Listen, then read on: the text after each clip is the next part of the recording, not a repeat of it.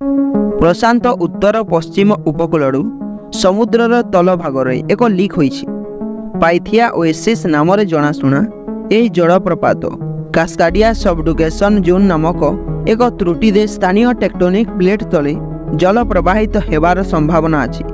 यही फ्लुइड बोधे त्रुटि उपरे धक्का होइथिबा दुईटी प्लेट मध्य एक लब्रिक्यांट भाव कार्य करुछि एवं एहार अधिक हराइबा विनाशकारी भूमिकंप हेबार संभावना बढ़ाई पारे।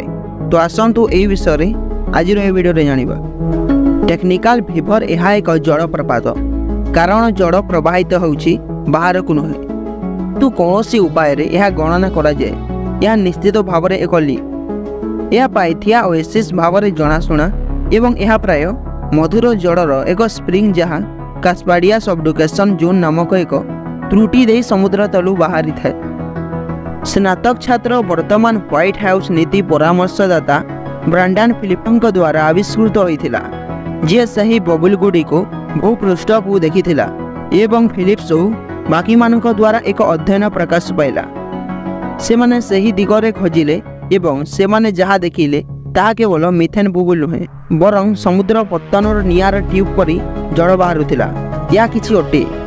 सामुद्रिक भूविज्ञानी तथा कागजर अन्यतम लेखक इभान सोलेमान एक प्रेस विवृत्ति रे कहिसंती बेले बेले समुद्र चट्टाण उठुथिबा बुबुल गुड़िक हाइड्रोथर्माल भेंट आरंभ करती जहाँ रोमांचकर जैविक कार्यकलापर गरम सज्जा हो पारे। किंतु बसंत एक भिन्न कहानी एवं टिके अधिक चिंताजनक हो पारे कारण आम पाई सही रिजर्व रे थिबा जल प्रकृत में सेठारे रहिबा आवश्यक। जदि दोषरु अत्यधिक जल लीक हुए तेबे अमेरिकार किछि अंश पृथ्वी कंपन पाई विपदरे पड़ी पारे।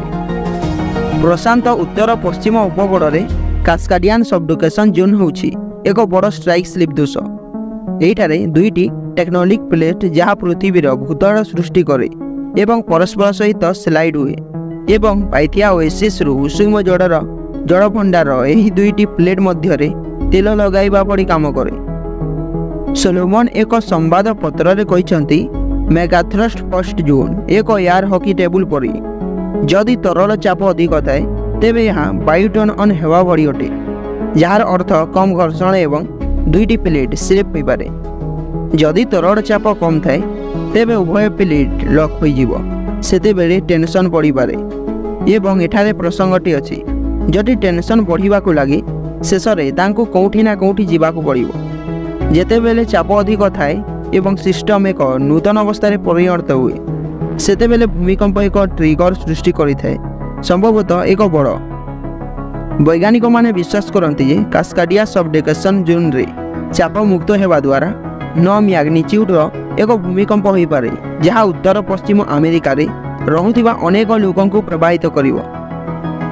दुर्भाग्यवशतः जेतेबेले या टेक्टोनिक प्लेट गुड़िक विषय आसे से गुड़िक आचरण सेमानकु अटकाइबा पई आमे अधिक किछि करि पारु नाही किंतु भौगोलिक कार्यकलाप को ट्रैक करबा एवं यह किपरि परिवर्तन हुए ताहा उपरे नजर रखिबा उचित प्राकृतिक विपर्यय पई प्रस्तुत हेबा पई आमर सर्वोत्तम उपाय।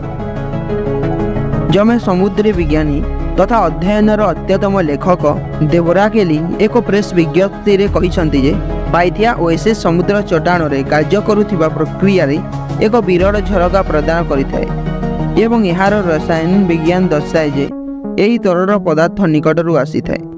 प्लेट सीमा एवं सूचना संग्रह करने को आमे जे कौनसी विंडो देखि पारिबा बोधे आमर नजर रखिबा पई एक भल झरका। तो दर्शक बंधु एटा थिला आजिर वीडियो। जदि आपन को ए वीडियोटी भल लागला तो वीडियो को लाइक करंतु और आगो को ए पूरी वीडियो देखिबा को चाहउछन्ती जदि तो चैनल को सब्सक्राइब करके बेल आइकन को ऑल दबा दियंतु। देखा होबा एमिति इंटरेस्टिंग वीडियो।